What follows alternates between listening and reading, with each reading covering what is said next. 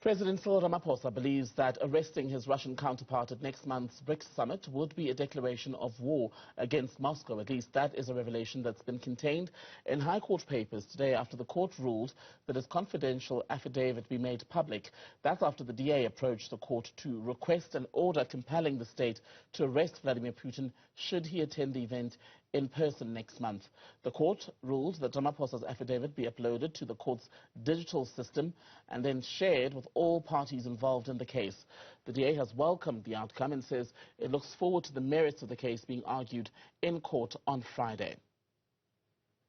It has always been the Democratic Alliance's belief that the public interest in this matter overrode government's attempts at supposed confidentiality.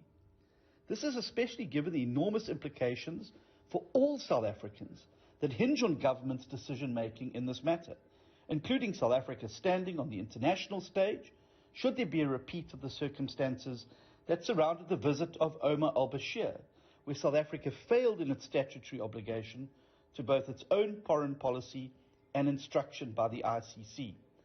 Failure to follow the law and uphold the warrant is going to place South Africa in a very, very difficult position and will have grave consequences for our domestic as well as our international standings in the world, and will have an impact on the domestic life of all South Africans. Let's talk more about that story with the University of Johannesburg Center for Africa-China Studies Director, Dr. David Monyae, speaking to us from Spain, I believe, tonight. Dr. Monyae, a very good evening to you. Grateful for your time. So, in the government's responding papers in the High Court, what South Africa basically says is that the Russians have communicated that the arrest of their sitting president would be a declaration of war. That's what the DA wants the South African government to commit to do if Putin attends the BRICS summit in person next month. When we talk about a declaration of war, is that to be taken literally? Oh, indeed. I think this is quite serious. And the DA, I think it is just playing with this as if it's just a minor issue to prove something. But the DA might win the short term, but the long term, it will definitely lose. The fact here is that South Africa's DNA, foreign policy DNA, it's non-aligned. And in this case, it's a technical issue in terms of the legalities part of it.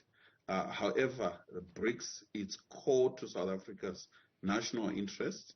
And in that, there is a need for the government to find best ways to carry out this summit in a manner that does not compromise its standing. So either way, whether DA wins or lose, South Africa will be in a serious challenge in terms of its reputation, its standing.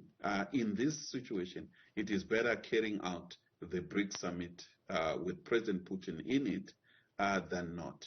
When you say President Putin in it or participating in the summit, is it wise to have him come here at the risk of what might happen if he indeed does come in person? I doubt very much. Let's also be very realistic. When you compare South Africa's standing in terms of its military power, you cannot compare South Africa to Russia. Russia, it's a country with almost 6,000 nuclear weapons. And I really do not see President Putin moves with his own troops. I do not see anyone standing up and try to arrest President Putin.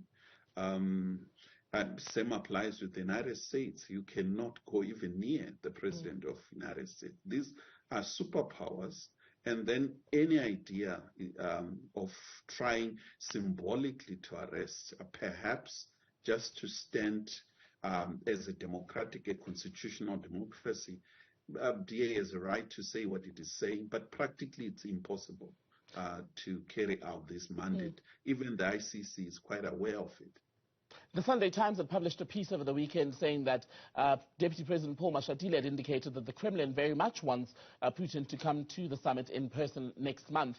But when you consider everything else that's going on in Russia specifically, just recently, Vladimir Putin survived perhaps the most brazen challenge to his authority as head of state there. He is leading his country through active warfare in neighboring Ukraine.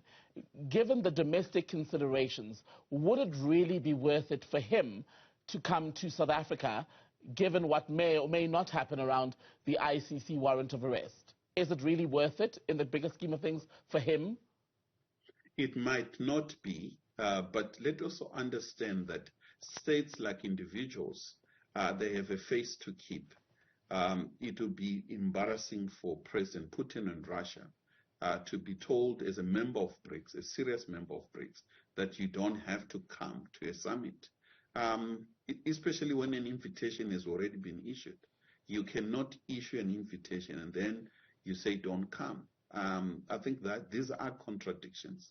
So at the end of the day, South Africa is in a serious challenge that the ICC has put it in it, and there is a need for President Ramaphosa to move quite speedily in the interest of national security, national interest in terms of our position within Global South, and to make it very clear to ICC that we have President Putin. But at the end of the day, I think it is my view that he might not come on his own volition, not forced by South Africa. And with that in mind, then, that very point, how much of this situation is in the hands of South Africa as the host nation for the BRICS summit? Are we basically, at this stage, stuck between a rock and a hard place, where you've got, on the one hand, the financial considerations and long-term relationships with Western nations, including the Americans and their European friends. You've got the Russia relationship that also comes with BRICS unity, etc. So are we just going to cede power and leave it to Putin to decide, so that this country does not risk upsetting anyone in the scenario? Not really. I think President's statement that he has just made, it gives an indication that it is in South Africa's interest to have him here, and that South Africa does not have power to declare war with Russia. It's quite clear.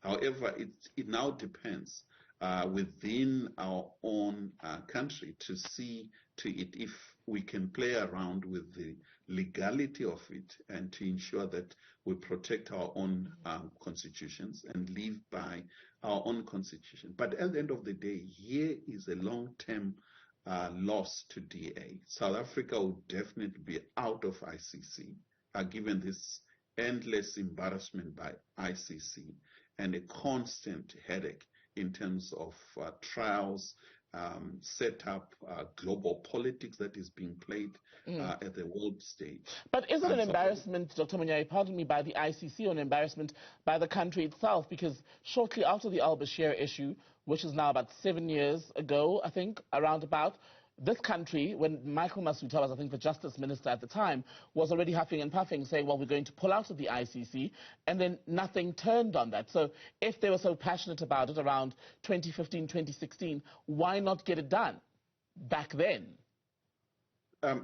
This was under President Zuma, and one of the major issues that under President Zuma, it was quite clear that South Africa was going out of ICC. However, with President Ramaphosa's administration, I think there was a lot of reconsideration that South Africa maybe it should stick to ICC and try to transform it within.